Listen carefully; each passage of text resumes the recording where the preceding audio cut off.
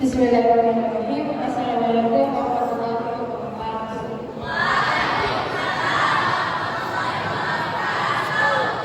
Alhamdulillahirabbil alamin.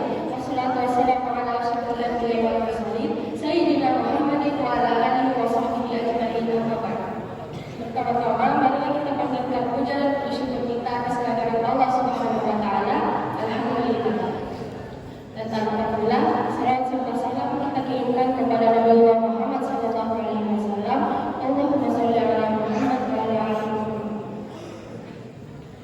Lisan merujuk kepada mulut atau organ digunakan untuk berbicara yang memiliki peran penting dalam kehidupan seorang muslim.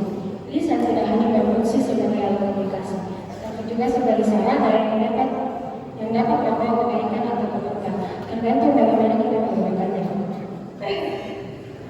Pentingnya ada lisan kita ketahui, sebab lisan diibaratkan pisau yang apabila kesalahan dalam menggunakannya akan membahayakan kepada orang. Rasulullah sallallahu alaihi wasallam bersabda, "Man kana yu'minu billahi wal yawmil akhir, falyaqul khairan aw liyasmut." Yang artinya, barang siapa yang beriman kepada Allah Subhanahu, barang siapa yang beriman kepada Allah dan hari akhir, hendaklah ia berkata baik atau diam. Hadis ini merupakan pedoman bagi kita seorang mukmin dalam berinteraksi. Ucapan yang kita keluarkan bisa menjadi sumber kebaikan apabila diucapkan dengan bijak, namun sebaliknya akan menjadi dosa apabila ucapan kita tidak dijaga. Islam selalu menunjukkan umatnya untuk berbuat. Salah satunya menjaga ketertiban, karena perkataan yang baik memiliki banyak keutamaan.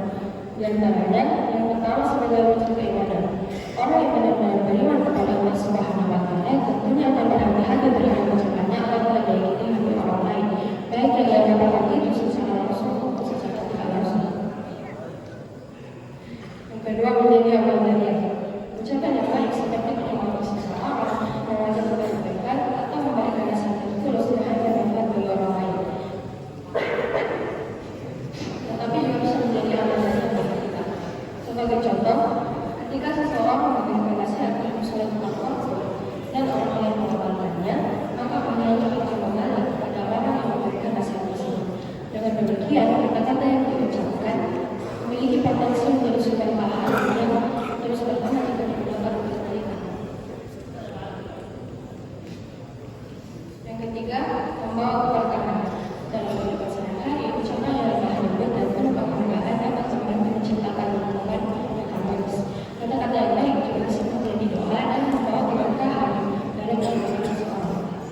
Namun sebaliknya, ucapan yang buruk bisa berdampak negatif baik kepada diri sendiri maupun orang lain.